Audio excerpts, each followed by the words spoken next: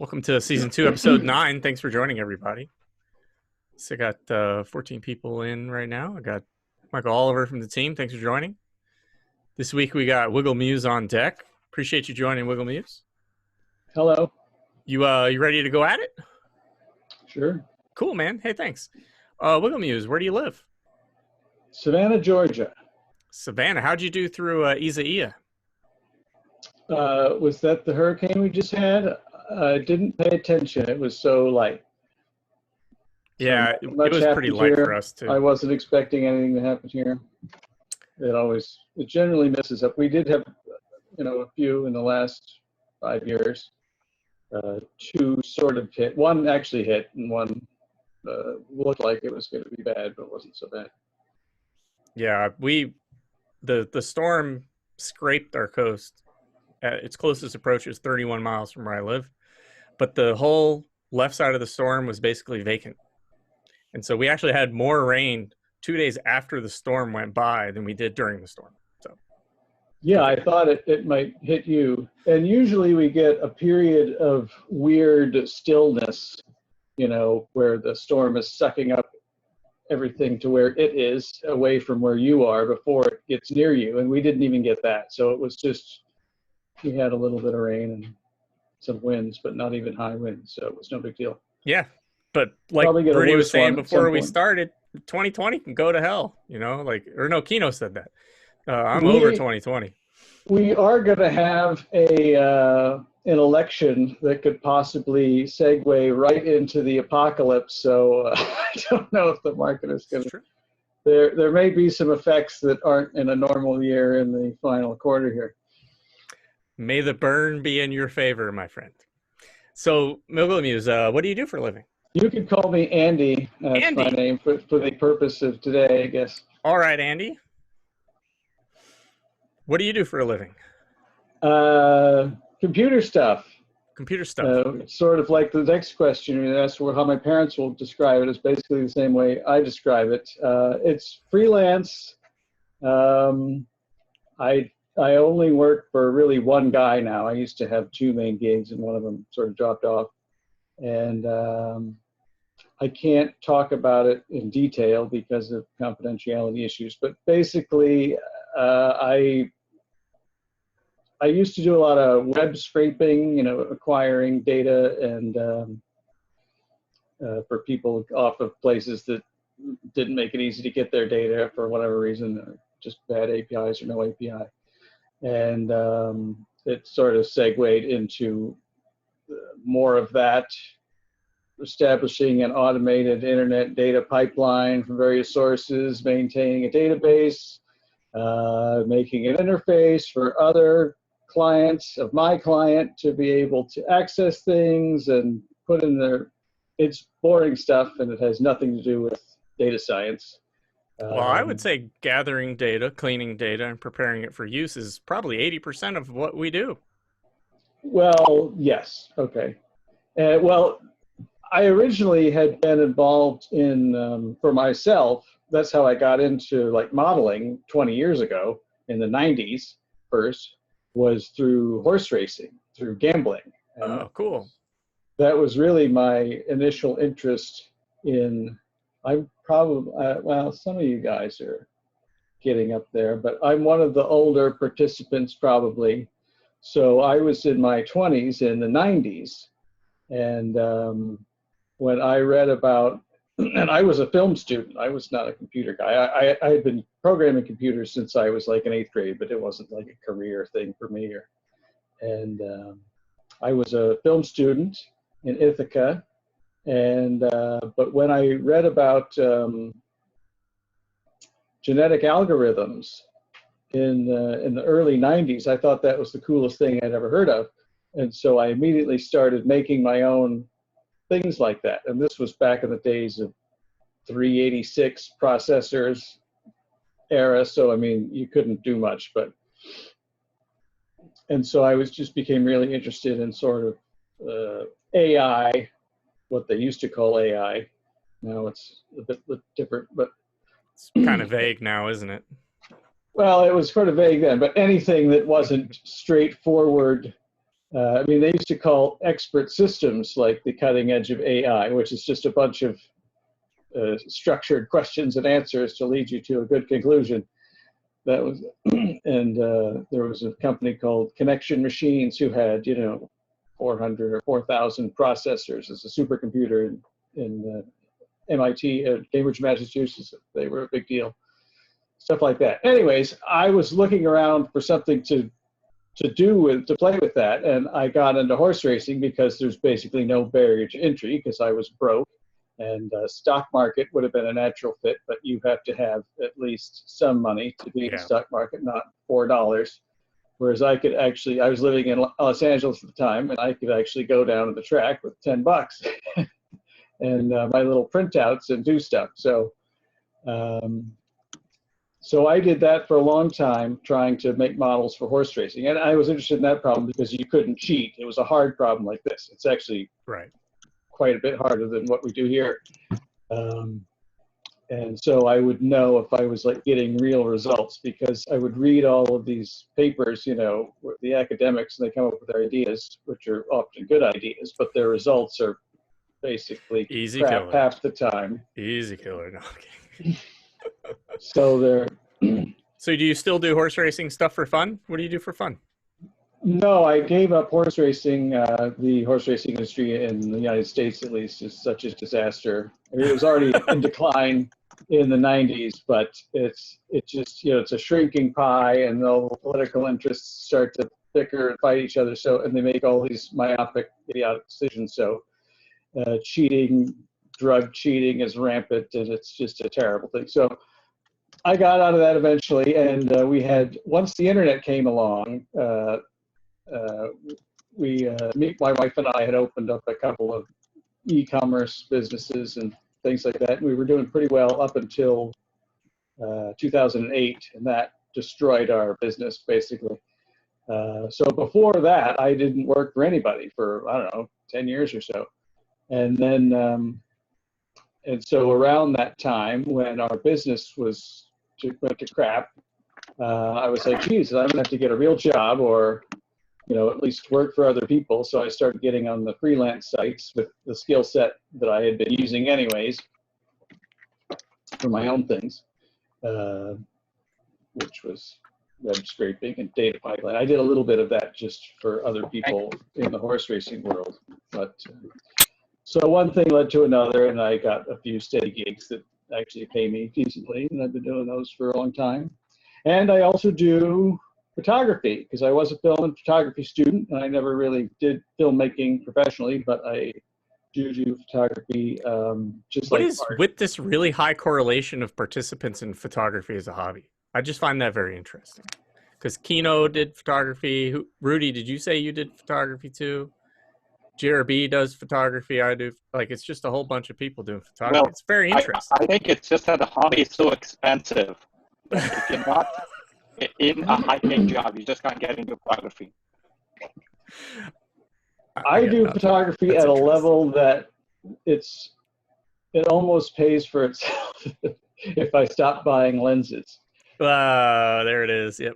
So we just have a store on Etsy, where we've had for, I don't know, like 10 years now, and it makes some thousands a year, but it's not like major portions of my income. But it does make money. That's great. Yeah. Hey, so, I like to see my hobbies pay for themselves, so I think that's pretty dope.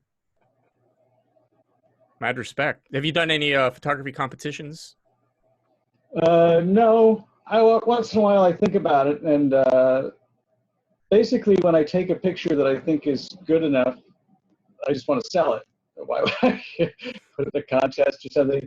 And also, I find most of those contests are just not our style, which is a little more understated, and they tend to be, the over-processed landscapes. I would say over-processed, but they all tend to look the same in a way. I mean, they're excellent, but they're just not quite what we do.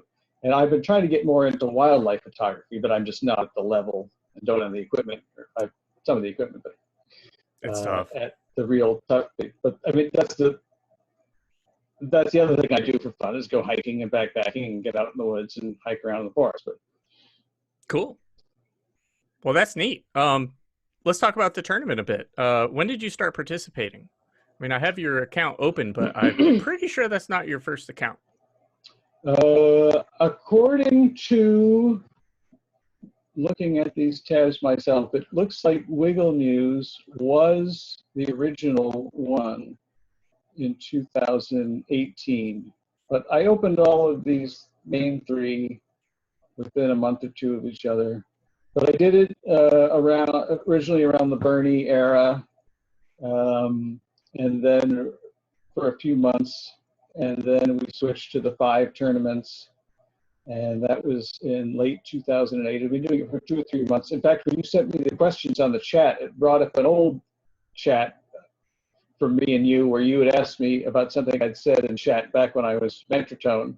So I used to be somewhat active in RocketChat in the old version too, and I had said something about they were using log loss, and I thought they shouldn't use log loss. And I had made a mechanical system to convert my rankings to a log loss that would always beat the benchmark, because you. So that was just an interesting old technical bit. But anyways, I did it for a few months in that Bernie era. It didn't do particularly well, but I learned some things. And then around September of that year, client of a client came along and said, "Hey, I'll give you $5,000 for this project if you get it done in 3 weeks." So I dropped everything and said I'd make him 2 pennies in Numerai maybe, or so then I stopped doing Numerai immediately, and then didn't get back to it until last summer, I guess, with the new tournament after Kazuzuki had been going for a while. So I missed the burn period you guys are always talking about, although my first few rounds were fairly terrible anyway. So. It was brutal. Yeah, I see it now. You missed 168 through 179. That was a pretty rough patch. How did you find out about Numerai? I don't know, because I had quit horse racing. I wasn't doing any modeling or anything, and I used to do a ton of stuff with decision trees, and I'd always enjoyed that sort of thing. And but I just didn't have nothing to do with it anymore. And I stumbled across an article on Kaggle, about Kaggle, which had been around for quite a while, and I just didn't. I wasn't in the loop. I wasn't reading, towards data science and stuff like that at that time, basically at all. So I just happened to stumble across something about Kaggle, and it was like data science competition. I can go predict things for money. So I immediately signed up for Kaggle, and I immediately went searching for other things like Kaggle. And I came across another article that was like the 5 other places you can go for data science competitions that aren't Kaggle. And one of them was Numerai. And so I dabbled in like one Kaggle competition, and then I looked at some other places that were mostly defunct. It seems Kaggle has just destroyed everyone else who's doing that sort of thing. Although once in a while there's a corporate sponsorship of something or other. Excuse me. And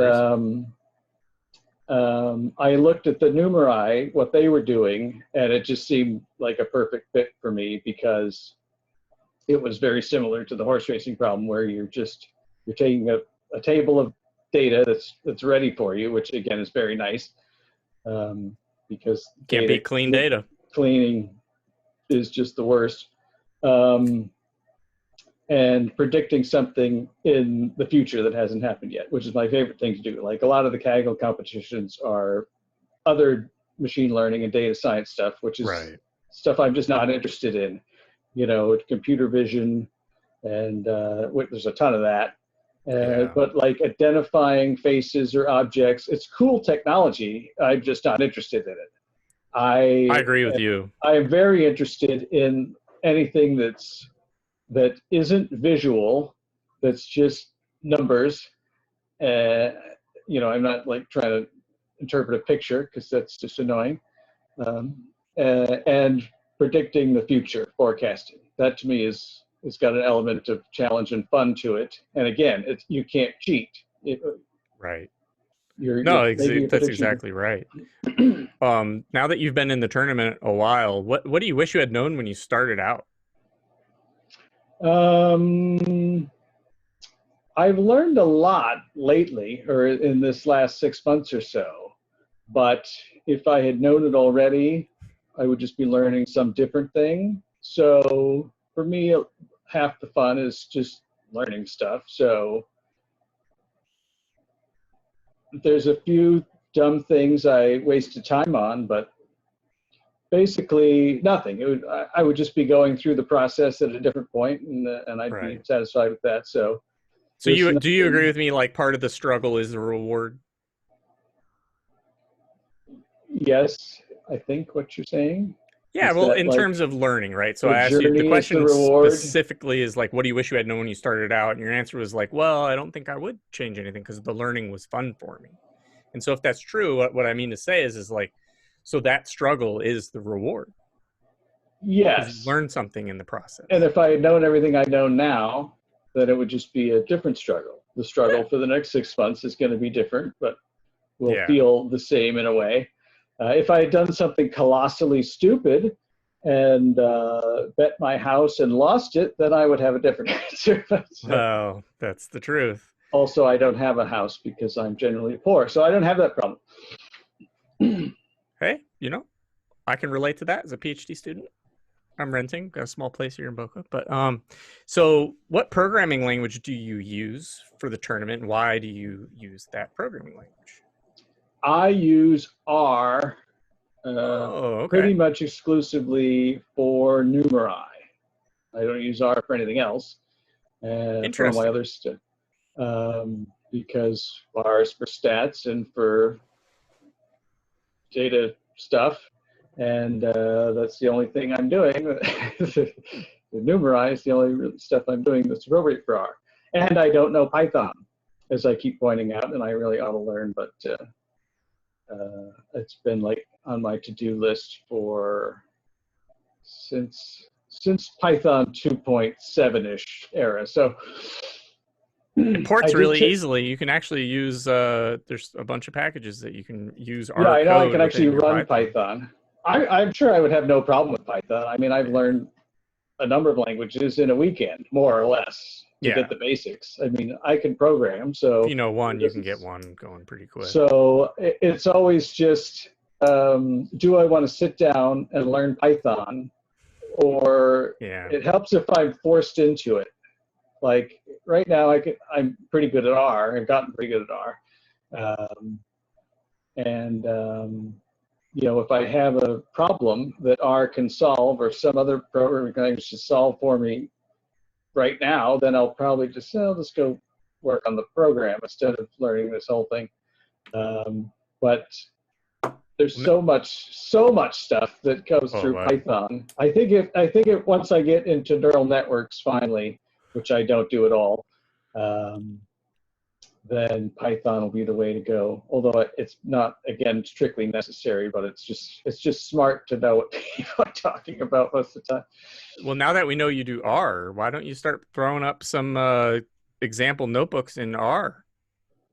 Because I am a self-taught programmer, I don't have the sort of institutional background in programming. So many of you guys, I mean, I'm self-taught since 8th grade or something. I mean, I started programming on a Commodore 64. Me too.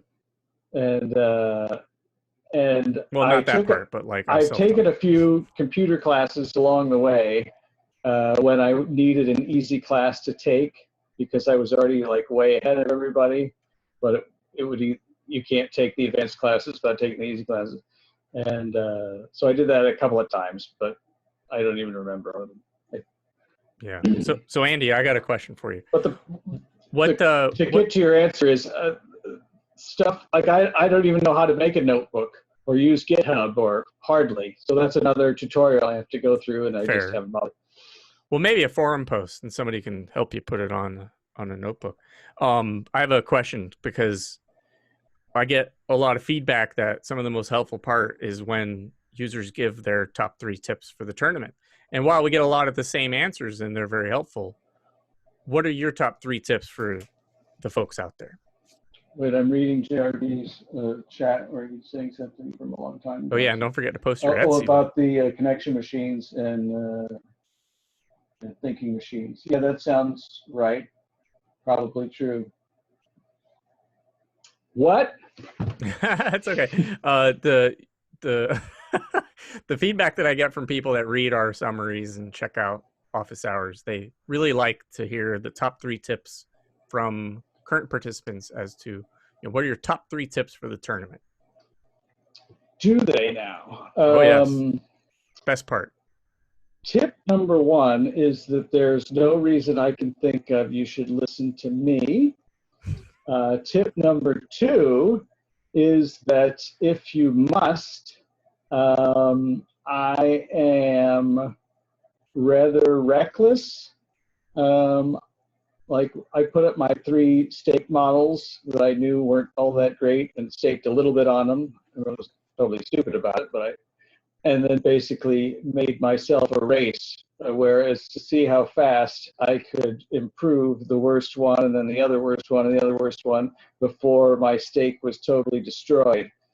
So that's a fun little strategy, but I don't actually recommend it. No, but I get it. So to kind of summarize that is have skin in the game and try to improve your worst performing model. I think that's actually really good advice. I don't know about the race to like not burn it all though. A lot of the tips we hear are good, sensible advice to be patient. It takes forever to really evaluate a model, to do this, do that. And I agree with all of that, but I don't follow a lot of all of that. And part of that is because I didn't put that much money in. And I'm just impatient, naturally. Fair enough. So, and I learned, and at the beginning at least, I was learning so much that I would make a model and I would think it would be good, and then I would realize it's not so good. And then 2 weeks later or 3 weeks later, I would have learned so much about the data set or whatever technique I was working on that I was like, I can't believe I even took that seriously. That model is crap. I've done that. Even if it turns out to do good later, I hate it now. I've definitely done that too. Yeah. Other people have often said, keep notes and everything. And I don't keep good notes, but I save all my submissions with, descriptive file names and things. I don't erase stuff. So if I desperately needed to go back and figure out what submission was what code, I could do it. Yeah, that makes sense. Well, I got to get one more from you because you gave us 2. I need 3. Tips. Top 3. I have to think about it. We'll circle back to that one. Not a problem. Not a problem.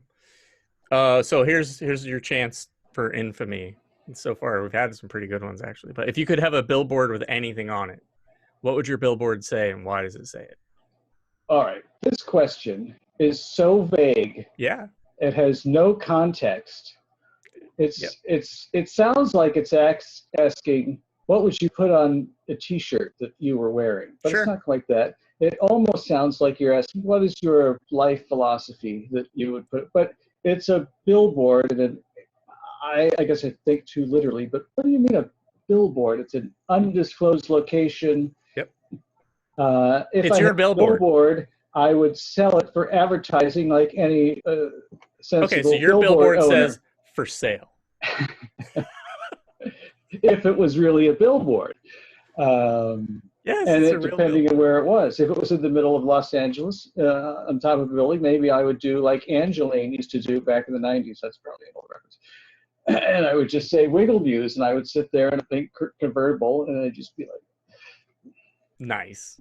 Angeline is a person in Los Angeles who made herself famous just by putting herself on billboards sitting in her pink convertible with lots of cleavage. How very Los Angeles of her. She did that for decades. So Wigglemuse, I have another question for you. Or Andy, sorry. Or the modeler formerly known as Vantratrone. Right. Who's your favorite team member? That one is...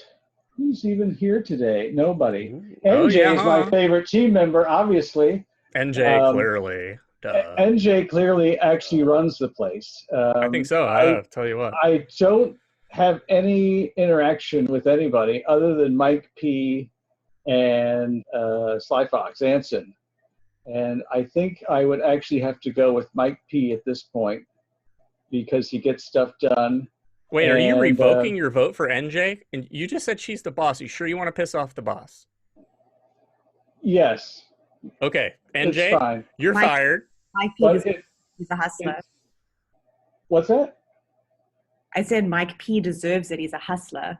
Yes. Mike P is now the boss, according to Wigglemuse. I don't feel right about giving it to NJ only because the only interaction I've had with NJ basically is when Wigglemuse.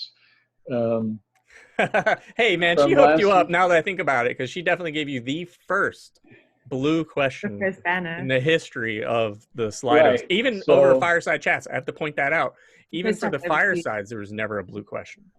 So she gets points for that. You can't split your vote, my friend. I know, it's not good. So my official vote is Mike P. Okay, and I would just like to give a shout out that Sly Fox might have gotten that vote if we had the staking worked out so far. Ooh. But he's got that hanging over his head, and it seems like he's the one that needs to make that happen. So. All right. Hey, once we get the withdrawal pipeline like it ought to be, then he may get some points on that. Hey, there you go. Fair. I withholding votes for payoff, that's very American of you. That's the way to do it. I like it. By the way, I was the one who had posted the Wigglemuse question anonymously. But props to NJ for ranking it up. So we have our first anonymous question revealed. So we now know who anonymous is sometimes. Usually, probably JRB. And I do it too sometimes. Sometimes I'm anonymous. Always. Just saying. Okay. Sometimes I want to talk about something, I throw a question in, but I don't do that very often. And I'm going to delete that from the video. Yeah, so moving on. What is your #1 feature request or improvement for the tournament? I have 2, and one is basically staking withdrawals. Needs to be, I would consider it unfinished at this point because we have that deal where if you've got a pending, you have to wait another 4 weeks, which is great. Now, I complain about this a lot. It's not for myself. Like, I don't have that much money in it, and I just let it grow. I don't even plan on making a withdrawal for it like a year from now, probably. But it isn't right. It's been my #1 feature request since I started. So I'm with you on the that. second one I'd like to see soon is that I want to see percentile rank on our daily, weekly score charts all the time.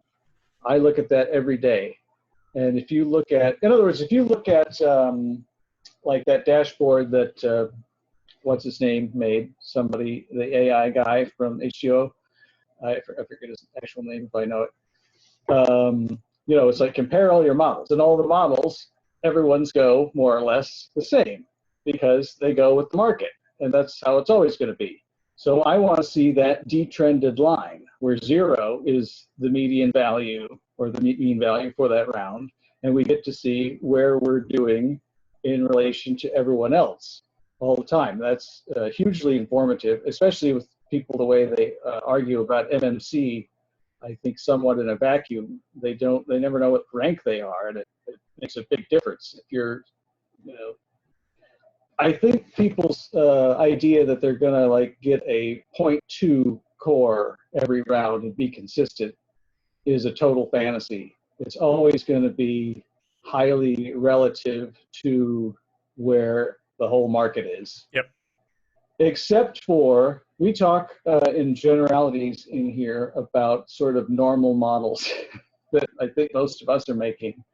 But some of the stuff about the users that are completely anonymous that I see in the accounts and on the leaderboard is just amazing. I mean, I'm not going to get scores, MMC scores without, 0.15, and there's just some amazing things that they're doing for weeks on end. It doesn't seem to be like a random model. It's just a super high variance model. They're doing something that I can't even conceive of. So yeah, I have no idea. Like there's some geniuses among us, and and we're all like on the straight track and can't think out of the box enough, I guess. But I think you're right. I would like to see a distribution of performance. Even daily might be asking a lot. I don't know what the compute would be like on that. I pull it up on the API every single day myself. It's not a big deal, so it's there. Oh, okay. It just needs to be in the chart that I can see. Like today, like the last 4 models up until today, where I'm like in the new round, I'm in percentile 5 rank or something. I had above 90s in the last 4 rounds. I was crushing everybody. But you could see everyone's complaining about a burn, and I'm like, I'm not burning. I'm just doing really well for these 3 weeks, but compared to everyone else, and I can see that what's happening. Yeah. If I could see that rank for MMC, that would be even cooler. Yeah, that'd be neat. I'd like to see that relative somehow. I don't know. But okay, so more data. Makes sense. The data scientists want more data. Ranking data. It's available. Let's make a chart. It's there. That's one of those things I feel like I could go make a website myself, but but let's make them do it. Sort of thing. Yeah. Let's make them do it. I think that was the theme of the past couple of weeks. Let's just come up with all these really cool ideas and then be like, yeah, okay, hey, here you go, Michael Oliver. Yeah, Michael Oliver. Thanks, mate. You're the man. Yeah, ship it. Let's go. Did you get that thing we talked about last week? Thanks. Yeah, we want it yesterday, by the way. So totally appreciate you, Michael Oliver. You're the man. Wigglemuse, Andy, do you have 10 models now, or are you still iterating on ideas? I have 3 main models still. I have 10 named slots. Okay. And for a while, I filled them up with experimental alternate versions of one of my models that I was replacing. But once I settled on one, I stopped doing that. And all of my models are decision tree models, ensembles.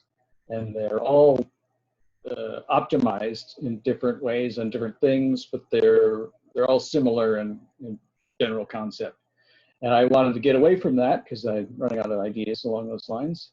And so I started tinkering with new things. I just sat there and literally tinkered for several weeks, just on various ideas. And I'm churning away on something new now, which looks kind of good, which will be completely different, but it'll take probably another week or 2 to even finish. The training or just like you're learning on? Just the training. Holy smokes, bro. And that's actually a comment I was meaning to say earlier, because you always react like that to certain things, and that's not a criticism. But when Bohr starts talking about his genetic programs, and Mike P says that he spent 2 weeks training his neural network, yeah, that blows my mind. I've spent 6 weeks training a single model. That it's just a slow process. Wow. And it's just a difference of personality, I think, because when people come up with complex things, I've often said, I don't think you need to do all these complex things. And Occam's razor. 80-20 rule.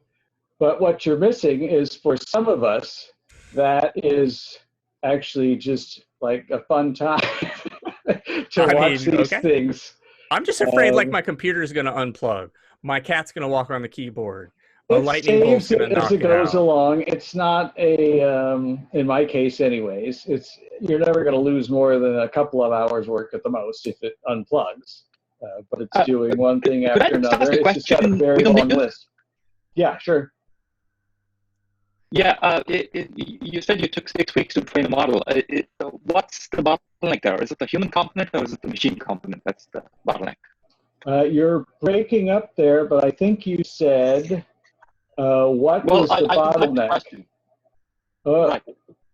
Yeah, you might try typing in JRB, but I think we got the gist of it. I think you're onto it, Andy. Is it the human components? What I was doing with, like I said, all my models so far have been decision tree ensembles, and they're big ensembles. The smallest one is 600 models, and not giant, but actually one of the early ones, when they first expanded the test set, I was complaining that I couldn't even predict the test set because it took so long. I had a model with like 100,000 decision trees at one point, just because I did.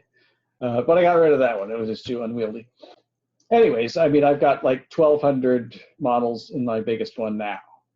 But now to make and train a decision tree takes, 10 seconds or something. But if you're guiding the process with a genetic algorithm, I'm actually making thousands and thousands of versions of the decision tree, optimizing it on something, some objective function that's outside of itself. In other words, there's a data set behind the decision tree where you say, take this data set, make a tree. That takes 10 seconds, and then it takes 10 seconds or not even, to predict that. But I am using a optimization procedure to select which features to include in that tree, which rows of the data to include in that tree, and then I'm predicting a bunch of separate validation data to check how the predictions of that are doing on a objective function that has nothing to do with like training error of the tree itself. Like when I make tree models, I don't even turn on the thing where it looks at out of sample error. I don't care what the error is, or like I say, they are all perfect fit to the things. I completely overfit them. So how the trees are doing on their own data set, I'm totally interested, and I don't even look at that at all. Yeah. So the genetic algorithm basically is the bottleneck, and I had one model, which is now the Wigglemuse model, which involved going through the whole data set like 5 times because I broke up the data in a certain way, and it took like a week to do it one time. So that's what happened, and that's why it took so damn long. Also, my computer isn't the fastest, although I do have a lot of cores to work with. No, that's interesting, and you're right. I do react strongly to people who have these complex models because I do firmly believe in Occam's razor, and I subscribe to the 80-20 rule. And so if something's taking a super long time, I always wonder, well, what the hell's going on? And usually I kill it and go to something that's simple. Apparently it's working because this is taking a long time with me knowing it's going to take. I know exactly how long it's going to take. It just takes a long time. I guess. I mean, I've got 6 models in the top 50 staked on that Occam's razor 80-20 rule dealio, and so I'm just flabbergasted that it takes so long. But it's very interesting, and it's very different from what I'm doing, and so that has value because I'm looking at your MMC and you're crushing MMC over here. It's possibly my advantage because other people aren't going to be willing to spend that time. Indeed. And it shows in your MMC, just not if I make models that can only be made in a slow, horrible process.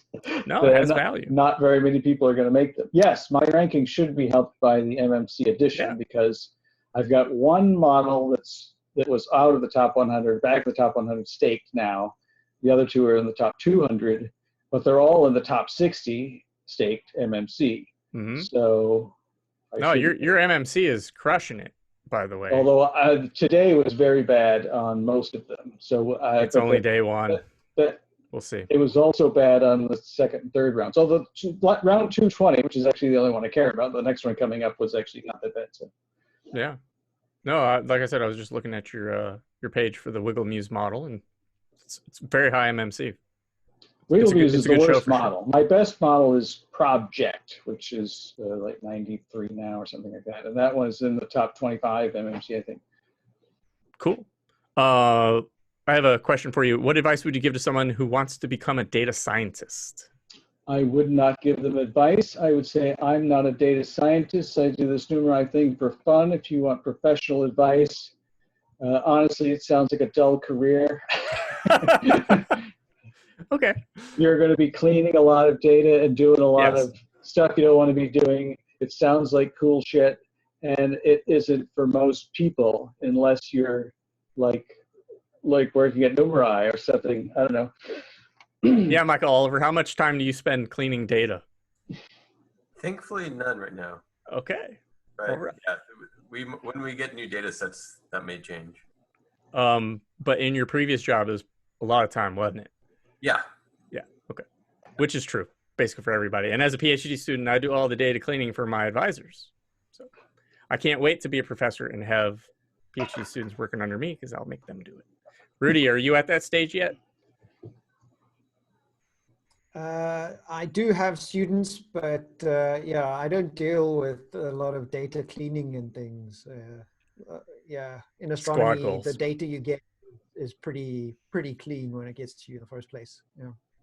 You structure it well. Yeah, if you set your collection process up right, then it's not too much work. I'm slowly learning that that's critically important. But so you wouldn't give any advice to somebody who wants to come into Well, I mean, data even the science? computer work I do is not like for corporate entities. It's for guys that want this done and are willing to pay me for it. And I would not. I'm just too stubborn and independent to fit well in almost any corporate environment. So I'm with you. Academia works real well for me because, well, you academia get would almost work a little 4 better, months I think, off. for me, but You get almost 4 months off because of the way they structure the academic year, but also the academic freedom is like kind of a big deal. So I get it. I get it. So one last thing before we move on, Andy, if you could step into my shoes, what would you ask yourself that I didn't? I was thinking about this and I came up with absolutely nothing. But It's okay.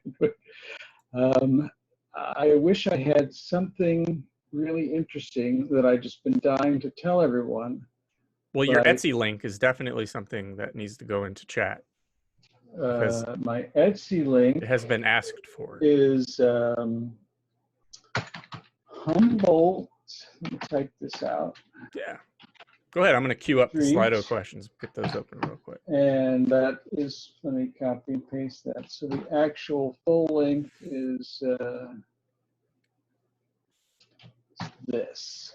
Oh, did you call the cops on Harsh for his motorcycle racing down your street? No, but that does happen once in a while. We live on a one-way street out here. And so I just remember last week you identified that you guys live fairly close to each other, and then he said he rode a motorcycle, and you're like, "Is that you racing down my street?" So I just wanted to follow up on that and see if he goes out at nighttime and races. Maybe could be him. Well, cool. I hope you guys get a chance to get a beer, because I think it's great for us anonymous data scientists to get to know each other. I think that's part of the whole effort here is to show the human side of Numerai. Thank you for taking my questions today, Andy.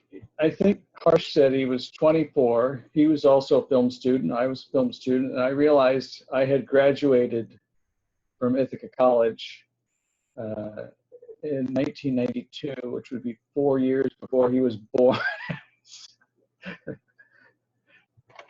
Well, they have he must have gone to SAD here in Savannah. Savannah School of Art and Design is a big deal here. So it is indeed. It is indeed. I don't know where. I think he studied at Berkeley, right, NJ? No, I thought. I assume he's doing something with SCAD if he's doing art stuff, and he lives in Savannah. Yeah, he was studying there, and then came here for the internship. Oh, okay, okay. Went back, finished, and now he's coming back to San Francisco like late August.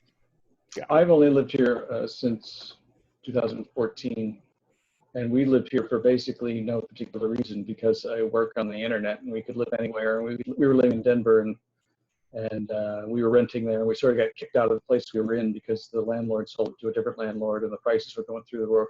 Oh. He was gutting the place and he was going to charge 5 times the amount, and the whole town was just growing. And we decided to take the cost of living. And my wife is into historic areas, so Savannah was perfect for that. I would say. Oh, we have a visitor. Hello. Hi, Joe's wife. Is that Joe's wife and child? Hi. You got to unmute yourself. We have to say hello to the fam. Nope, he's not playing along. Hello. Hi. Everybody wave to the child. We have to do this. This is a requirement. Sorry, we're a bit slow. Oh, it's okay. Hi, everyone. Hello. Can you introduce your family to us? This is Jen and Jake. And Hi, Jen. Joe. Hi, Jake. We're Triple J. Hey, you know what? I can relate. there's 4 kids in my family. My dad is a J, and all the rest of us are J's. So we got 5 J's. Nice. So yeah, Can we pumpkin cool cake stuff. for a little bit? Well, good morning. Enjoy your breakfast. See, I like that. I think it's great. Andy, thanks again. I want to thank you for taking my questions and letting us get to know you a little bit. I'm going to jump to the Slido questions now. And, you know, it's really funny. You have the first question, and it's a question similar to what we had last week. And it's when NJ? When NJ? So I don't know. How bad do we want NJ? I would like to respond with, I want NJ really bad, but it doesn't sound that good out of context. But see, that's the thing. We're just going to gloss right over that. And just, we want NJ to answer some questions on Zoom. And so Absolutely. we want NJ to come on Zoom. NJ. So when NJ, I think I've got the next 2 weeks scheduled already. And I have guests confirmed. Yeah, Suraj is on next Thursday. Yeah, the guy who wrote that Medium post last week or earlier this week. So the earliest would be like August 27th. If nothing like groundbreaking happens with the tournament between now and then, I could do it. Are you saying that there is something coming? No. Oh, well, I tried. No, that's cool. Let's try that. We need to rotate a team member in, and I think I did an impromptu, like on the spot interview with you one time a long time ago. About our tutorials and stuff. But you know, I think that you're just gonna have to sit in the hot seat. And you know what else is? It's a little weird when you sit back in your chair. It's like this dark silhouette of a person, like when they do those anonymous interviews of people who don't want to be revealed. It's like, I'm hiding my voice and I don't want to have my employer find out what I'm saying. You know, it's like, I don't know. Is that what you're trying to do there? Is that like practice for your... I'm at the office alone, and it's like really right outside. Oh, you have something behind you. Yeah, there it is. Oh, there's Transamerica Pyramid. Cool. And it's like fucking high up. Yeah. That's pretty cool. Thanks for the view. Yeah. It's a stellar view you got there. There's like nobody in the city right now, is there? Oh my God, there's no one. Like, office door open for like ages. There's no one. Oh, it's mental. It's mental. Hey, Joe, you got the next question. Assuming a reasonably fit model, I don't know what that means, but we're going to give it a go. Assuming a reasonably fit model, how much extra performance can one expect from training on validation? Is it even worth it? Okay, I'm going to make one assumption. You have a model like I do with Arbitrage 2 that only saw the first 120 eras, and it's reasonably fit. It's performant. It's done okay in the live. And you're wondering now, if I take that same model, same parameters, same settings, same all that stuff, and just add the extra 12, maybe not the 22. Don't know what exactly you're going for there. But add the extra 12 eras, will it do even better? Well, I think I touched on this before, and Rudy and I do the same thing. We're looking at 1 through 132, and we notice that we have a little extra variance than our similar models that are on 1 through 120. Is that still true, Rudy, or am I speaking out of turn? Yeah, except for today, for some reason, like in the last 2 or 3 rounds, the one that I have trained on validation is doing way better than the one that doesn't have the validation. Likewise. But that wasn't true 6 weeks ago. Agreed. I need to actually look. Let me see real quick. Oh, you know what? I should just use the app that Kunin made because it's way faster than looking at the webpage. There's a good plug for you, Kunin. It looks like my model that was trained on 1 through 120, that one's ranked 27, and then I have 2 that are 1 through 132, that's ranked 8 and 12. So over the same time period, they're all really performant, but I suspect that will change because I've noticed that the ones that are on 1 through 132 are underperforming lately. But we'll see. I think the reason I'm asking is because, you know, the Val 2 at least is supposedly a little bit of COVID market behavior, and that is probably somewhat different to, historical market behavior, at least a little bit. So that's why I trained in the end on everything. But I'm just curious, how much extra does it even hurt? Because maybe we're not going to see a period like that, again in the near future. So I'll share with you, I just put in chat my Labor Capital 3. That has all 101 through 140 something, 40, whatever. It has all of it. Val 1 and 2. And it's got pretty decent MMC. And all of my Labor Capital models are the same structure. I can't say that anymore for arbitrage and leverage. They're different across the numbering system. Labor is the only consistent one I have. So if you look at just Labor Capital, that's train plus validation 1. Labor Capital 2 is just train, so that's 1 through 120. And Labor Capital 3 is the entire train and validation. So if you want to compare that, I have data through, I started Labor Capital 3 at 210. So just, about 3 months, 4 months worth of data there. And you can look and compare. And that's exactly what I did, is I kept all the parameters the same and just gave it more data. So I don't know. I honestly haven't looked that much at it. I'm just kind of letting them go because I want to get a full 20 weeks and then look at it. I'm trying not to spoil it. I don't want to look too soon. So that's what I'm doing. But if you want to track it, you're certainly welcome to. And so, yeah, to your question, extra performance, I don't know. It's regime specific. I don't know if I'll outperform long term or not, because it's still a little too early. But if you have the model space, I think it is worth it. So that's my official answer. I think Val 2 is clearly quite different than the rest of it. I mean, if you train on Val 1, it's just more training data. But Val 2 is quite different and will change your model. Whether it's better or not is up to your model, but it's not the same, I don't think. It's definitely different. I've noticed that for sure. Anonymous is asking, how have the new accounts been performing? I'm going to try to infer here. Does it look like more experimentation is happening, or is it just the same, more or less? I'm also going to assume that this question isn't actually for me, because if I talk about my models, I'll just say that they're doing pretty good, but that's because the model structure is pretty good. Michael Oliver, are you able to give us any insight on that? So when you opened up the floodgates and gave us 10 accounts across the board, or 10 models, have you seen that that maybe some of these new accounts are doing better, or are people flipping models around? Do you see that in any of the data that you look at?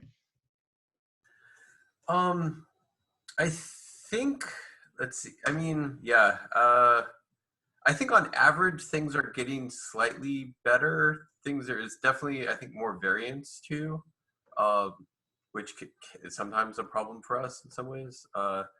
There are some weird models that people submit that I'm not even sure they're training models. They're just like transforms of the data. Okay, cool.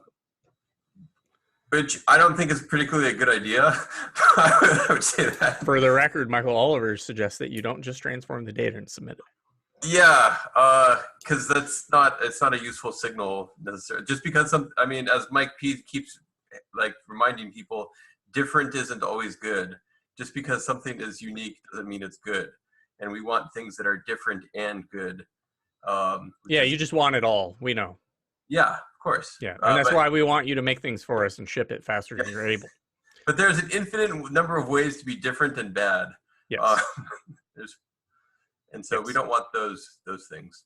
But yeah, I think stake weighting still seems to be working quite well. That's good. There's kind of a nice feedback loop of models that work well. Now, you were about to roll out a new meta model selection. Did that happen, or is that still being researched?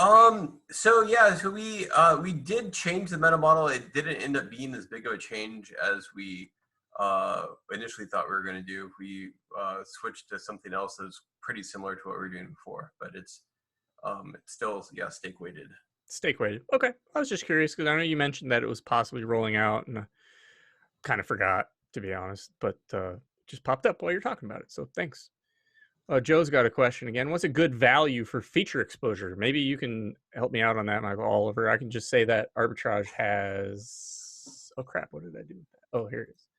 Arbitrage has feature exposure of, I gotta open the tab, 0.923.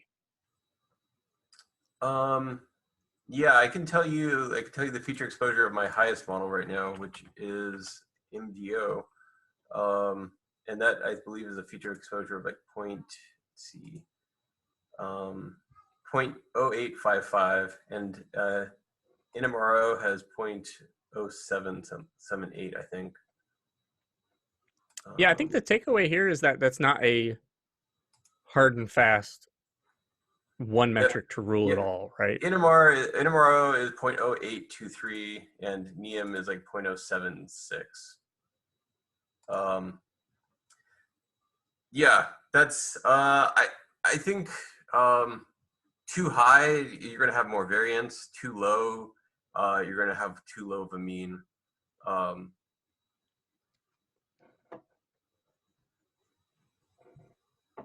That's sort of what it looks like to me. Yeah, I mean, across my models, I don't think I have anything over 0.1 feature exposure. But I haven't specifically tried to optimize feature exposure, so I don't have a whole lot to offer on that particular topic. Yeah, there's other things I've been playing around with feature exposure a lot, actually. And another thing I would encourage people to look at is just sort of the distribution of their feature exposure, because this is just one number, but you should also realize you should look at your maximum feature exposures as well too, because yeah, each feature exposure is a risk, and if you still have some very high risks, that might get covered up by other ones that you're particularly low on. So I would look at the whole distribution of feature exposures. There are things you can do to lower feature exposure sort of to specific ranges, like fancier neutralization stuff. I'd worked on that. I was going to release something, but we're still working on. We want to try to align it better with our objectives and whatnot too. Right, that makes sense. Cool. Well, hey, thanks for helping me take that question. So, Joe, I hope that answered your question, but I don't think I did, but we tried. An effort was made. Anonymous asks, will a shift come soon? And I am presumingly mean a burn. Look, I think the shift's already happened, to be honest with you, because we had that super high performance about 20 weeks ago, and it's just been kind of downtrend since, right? And now we're bouncing along either at zero or a little bit of burn. So I think we're in a new regime, and new models will rise the leaderboard. And I think that's why Michael Oliver is about to pass me, because whatever regime I do well in, I think has ended, and I do not expect my rank to stay in the top 10 for much longer. Sad times indeed, but maybe one of my other models will surpass. We'll see. The model that's doing the best right now is my highest cross-validation performance on cross-validating using all 132 arrows. Actually, my models are my top 3 models are currently ordered by their cross-validation performance. So, yeah, that's interesting. I'm happy about that. It hasn't been true for a while, so I think that'll be good for everybody if the current data is looking like the training set. So indeed. Well, that gives me some encouragement for some of my new stuff. I mean, we'll see, of course, how that goes. What weren't too many questions in Slido this week. That's what we had. Unless anybody wants to put a question in chat or I have a now. question, because Jason had just posted, I don't know if he's listening, about somebody about the scores and when they closed for Thursday, and he said they were actually from Monday to Tuesday closed for the Thursday opening, which means there's a day in the middle. And I asked him, is that right? It's not from the previous day. He says there's a day delay. So does that mean all the scores are actually one more day than we think they are? Is Wednesday finishing actually from Monday market, or clarify that? Yep. Yeah, Wednesday finishing is Monday close. And Thursday is Monday close to Tuesday close. And yet we still do Tuesday through Saturday rather than even one more. When do you get your Friday data? Your Friday data comes on Wednesday. It's Friday to Monday close is on Wednesday. So that means we are not closing these periods in the middle of the week as arbitrage had hoped we would be.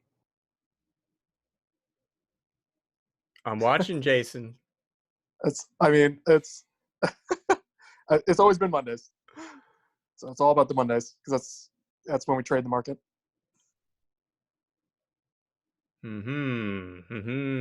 We need better documentation. That's my takeaway from this conversation. I mean, we don't want you joining to the live data anyways. This only actually really matters because of signals, right? So signals is becoming more of an issue where we'll have to be very upfront in the documentation for signals. Yeah. For Numerai Classic, it doesn't really matter because you're not joining to live data anyways. What is it? What does it actually matter? It matters a lot because there's a weekend effect. How would you observe it in the Numerai data set? We wouldn't observe it, no, but our evaluation would matter because if we always were judged on Friday's close, for instance, and there's a risk-off effect leading into the weekend, everything sells off because they're taking money off the table. If you do it in the middle of the week, you don't have that effect. And that's why in academic studies, we use Wednesday's close as the end of the week for that very reason. We use Monday close as the end of the week. Well, Monday close isn't so bad. Yeah. If the Monday close is the end of the week, that's still better than Friday close being the end of the week. We don't want to end on Friday close. Yep. Yeah, no, I'm way happier than it being. It used to be Friday close, and that always bothered me because I thought we were getting dinged when the very next day it would be up, But all right, we'll have to revisit this because, yes, I did think that it was Wednesday's close was Thursday's score. Yeah, it's confusing.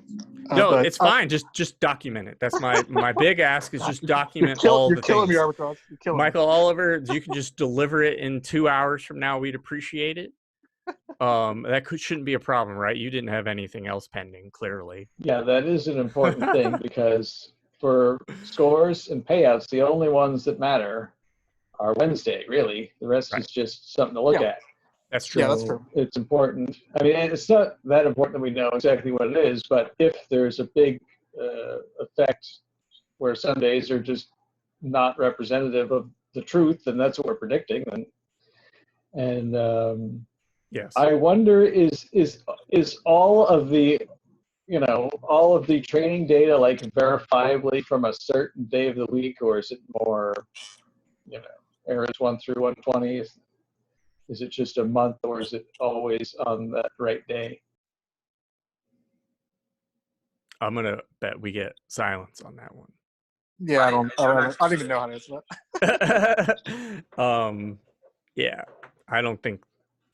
So it's amazing we do as well as we and that's always my worry. We say in Numerai we have clean data, but we don't actually know we have clean data. We just have data that we can't clean because we don't know what it is. It's not that it's clean; it's that we can't clean it. That's funny. I like that. Yeah. Anybody else have questions before we bounce for the week? Seeing none, thank you all for joining me this week. This is episode 9, so we got 3 left to close out the season. I really appreciate you attending. And NJ said that she's going to start uploading some of these videos to YouTube soon. So get ready to be YouTube famous. I'll see y'all in RocketChat. Have a great week, everybody.